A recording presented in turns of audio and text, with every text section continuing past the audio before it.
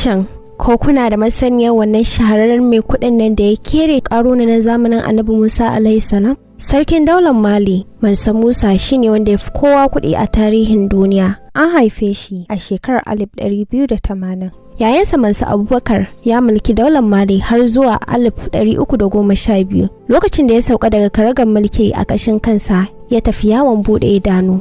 Marubucin tarihin na ƙarni 13 Shiban Al'umari ya ce Mansa Abubakar ya ji yana son samun ilimin tekun Atlantika da abin da ke bayansa, shi yasa ya ajiye mulki ya tafi yawon buɗe ido da jiragen ruwa guda 2000 ɗauke da dubunnan mazaje da mata kuma da bayi. Tafiyar da har yau ba su dawo ba, bi ma'ana sun ɓata ɓat a kan tekun Atlantika.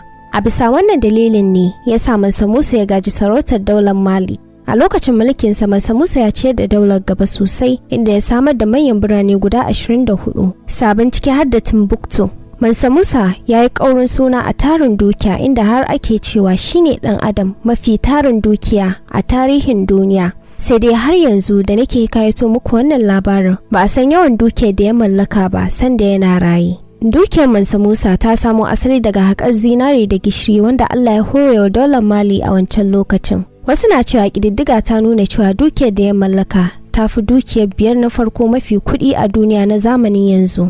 Ana hasashen kuma wannan mutumin mai suna Mansa Musa ya mallaki rabin zinarin duniya na wancan lokacin. Ku biyo ne a littafi na bazata domin jin cikakken tarihin Mansa Musa, wato shahararren mai kuɗin nan da ake kyautar zaton ya kere shahararren mai kuɗin nan wato qaruna na zamanin Annabi Musa alaihi salam.